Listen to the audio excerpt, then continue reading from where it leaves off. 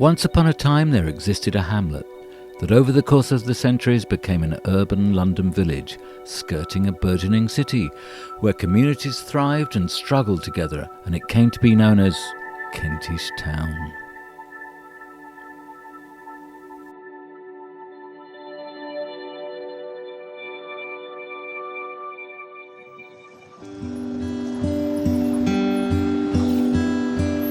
Do you remember we traipsed around from pub to pound shop through Kentish Town? Only a 5 or 2 our name. The drunk on the doorstep had more to our shame. Living over the offing had its trials. The fights all night out there and inside. This film is an attempt to capture the sentiment of belonging to a place, in particular for people living during the period after World War II. Imelda May's personal memories in this song are intimately intertwined with the landscape of this neighbourhood, just as my own are.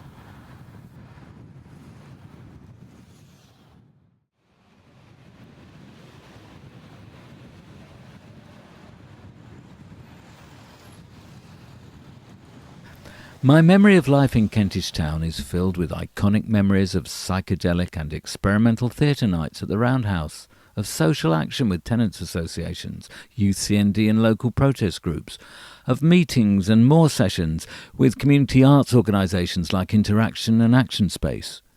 We saw everything change: transport, social attitudes, housing, art, how we eat, what we eat, how we relate to each other, have children and gain employment.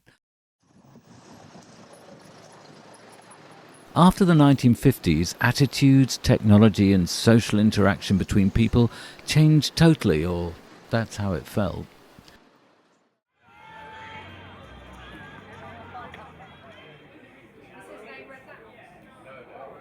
Many cultures, one community was at once a historical study, a celebration and an investigation. What we discovered is that the links between events and the buildings that house them in Kentish Town are unavoidable, inevitable and truly legendary. It's often said that our memories and our storytelling are unique to the human condition, as is the human desire to create music, art and poetry. This process of forming and reforming legends moulds how we perceive ourselves and how we identify with our communities.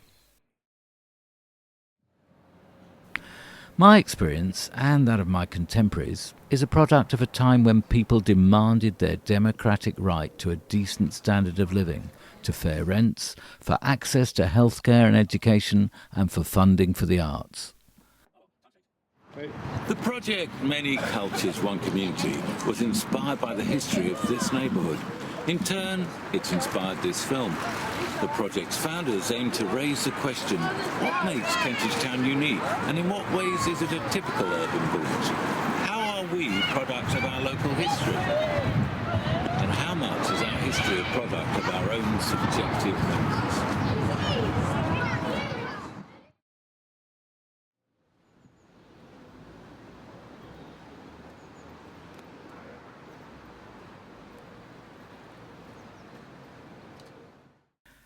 The aim of the project was to explore different methods of telling and collecting stories via research here at the Camden Local Studies and Archives Centre. With people who study here at Acklam Burley School. So Sarah, here we are in Talcott Gardens, where the whole carnival and street party took place. What was the idea behind the street party?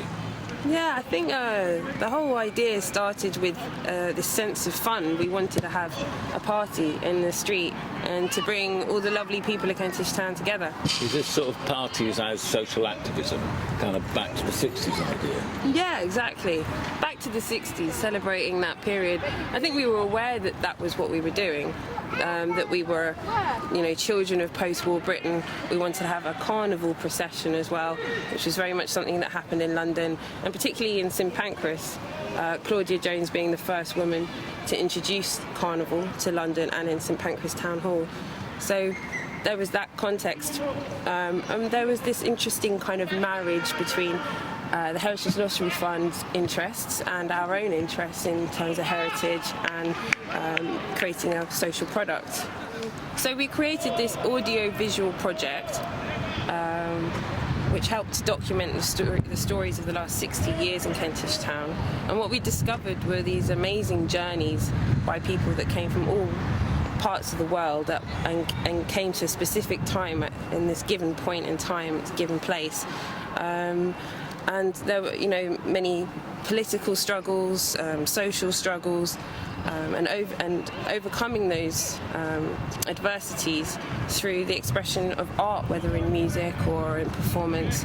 And I think that's massively inspiring and the best excuse for a party I could think of. And that's how you came to knock on my door? Yeah.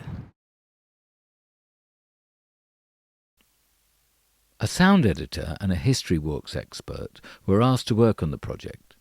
Their key role was to help the students reach their final aim of, on the one hand, creating a sound recording of different people's experiences of living in Kentish Town, honing in on the 60s and 70s in particular, and on the other, creating a history walk for the public to explore at their leisure.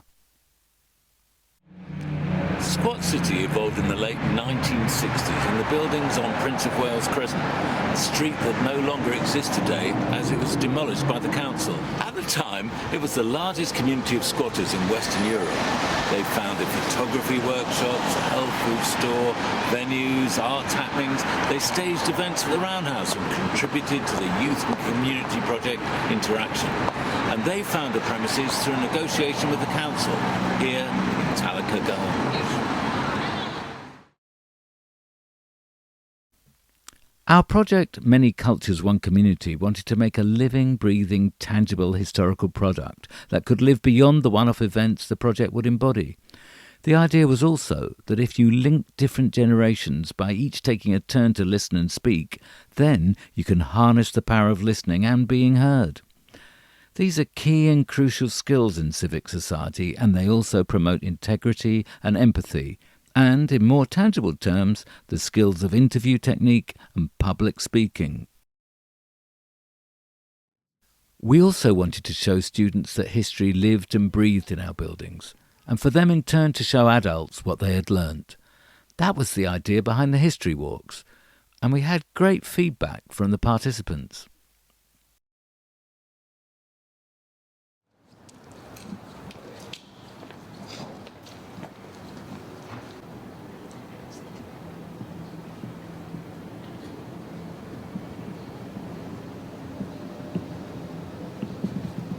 Then there was the exhibition and speaker events in pubs and cafes, the film competition and improvisation sessions, which all provided opportunities for people to engage with the history of the area. We chose to hold the speaker and the film screening events in pubs, since those venues have always traditionally been the living rooms of the community, and they were consistently well attended. Pubs always are. And that helped to bring a wider audience to the project and boosted the support for our carnival and street party, helping to bring more people in at the last crucial stages.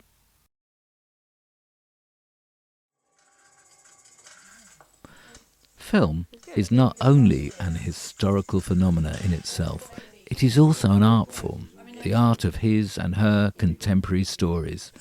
The film competition gave the opportunity to young filmmakers to show their representations to other more experienced professionals, and the chance to win a work experience placement with Rogue Films, the iconic film warriors, amongst other prizes, which also included a trip to the premiere of The Bastards. I thought it was sort of quite poetic, and the sound I thought was poetic.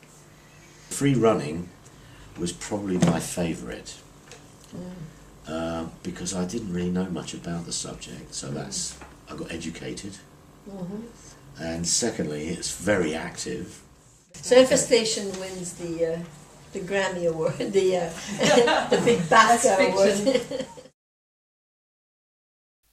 These gatherings, speaker events and workshops aim to connect people with similar interests to collaborate and support one another. The speakers who attended all came at the subject of Kentish Town's past from different angles. People like London's modern history guru, Jerry White, Second World War expert, Robin Woolven, social arts historian, Dr. Susan Croft, and former councillor turned local historian, John Richardson. Journalist Andrew Whitehead spoke of the fiction inspired by the area, while Interaction founding member David Powell and City Farm stalwart John regaled audiences with tales of animals, farm produce, squatting communities, fringe theatre and manure. The newspaper editor and owner, Eric Gordon, retold the story of how the local newspaper, Camden New Journal, was saved by public support several times over 2 decades. Meanwhile, musicians chose to express themselves in sound, sometimes with no words at all.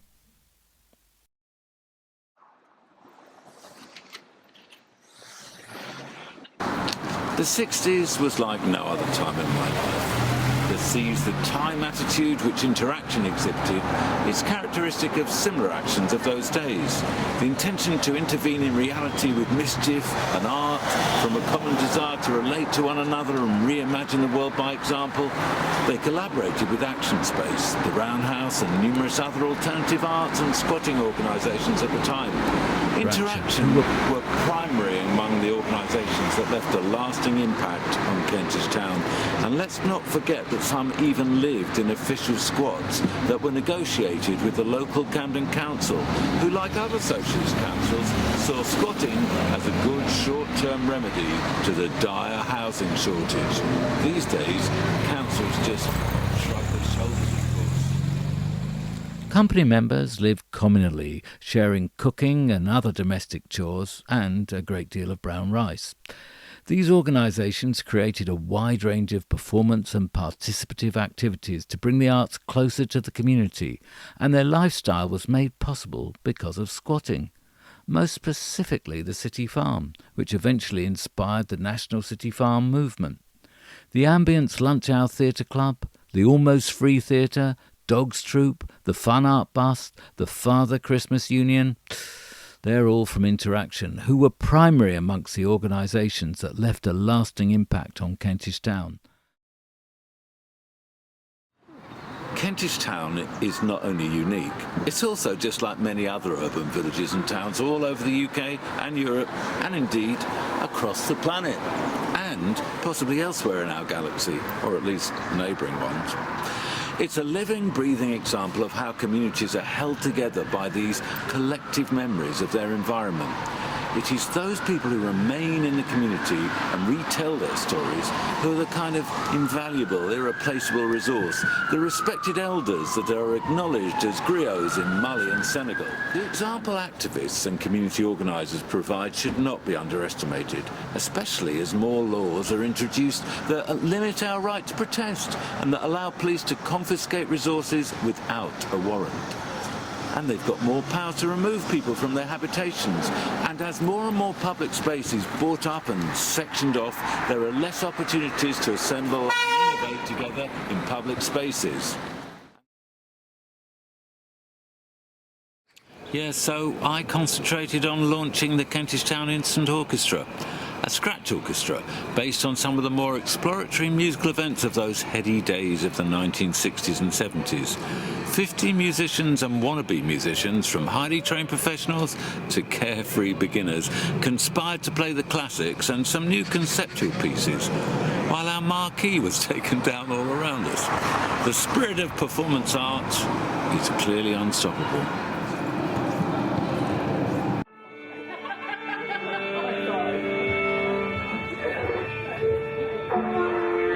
Here we have the orchestra leader and conductor and composer of much of what we're about to do, none other than Caroline Heslop.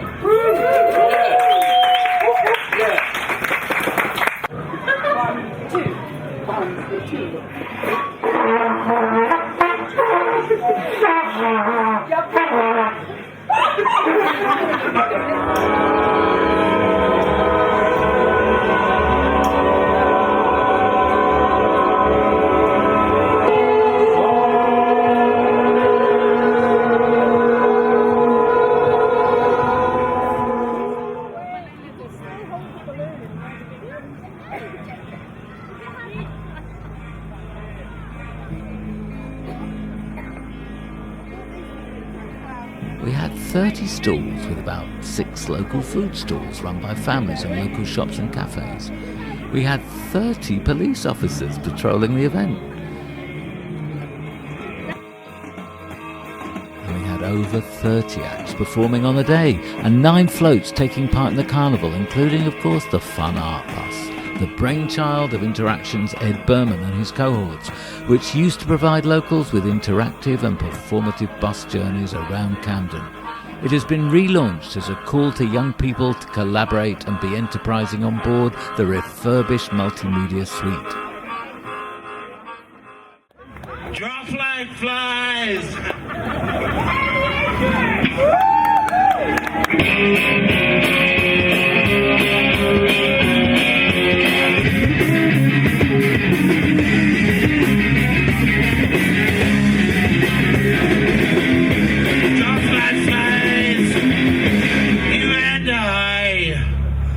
This one I'm gonna give you, it's actually a featured video on the YouTube, so you can check it out. It's called Rise Again. Yo, give me right. Yeah.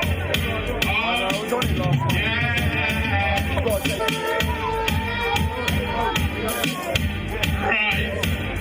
Yeah. 20 Gift cards. My name is Bubba Blackstar, Rastafari live. ISIS.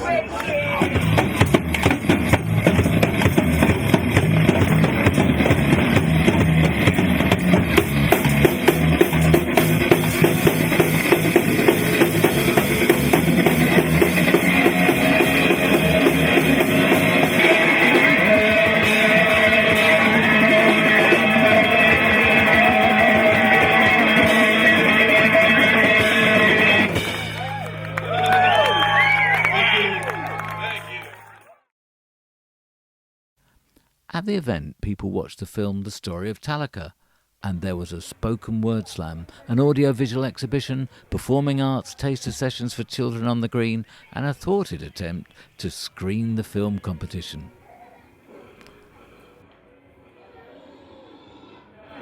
He's over there, and he's waking his way through.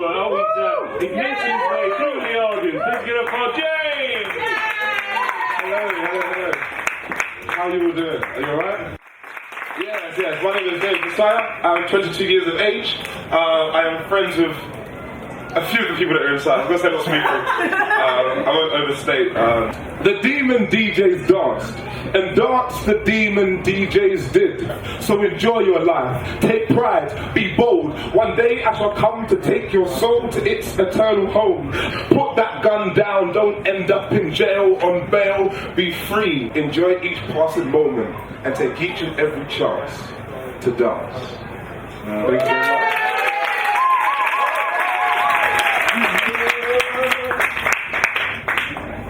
I used to be able to do that on stage.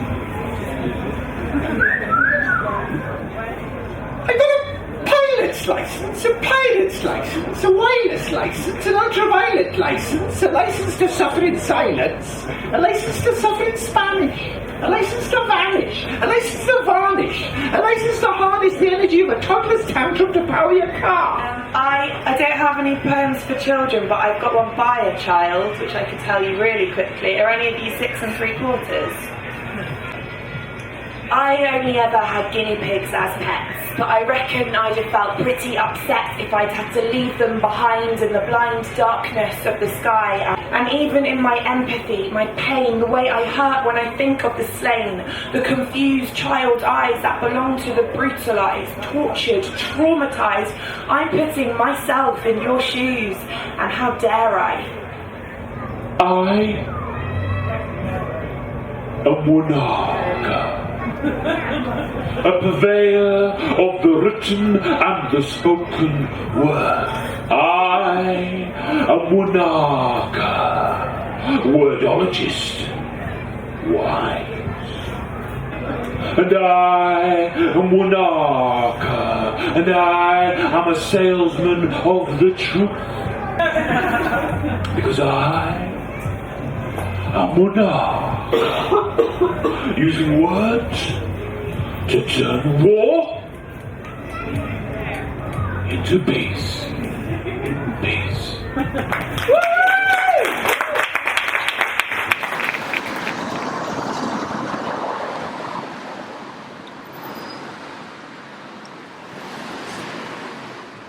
So, carnivals, community festivals, they sound like carefree things to be thrown together. Is it a bit more complicated?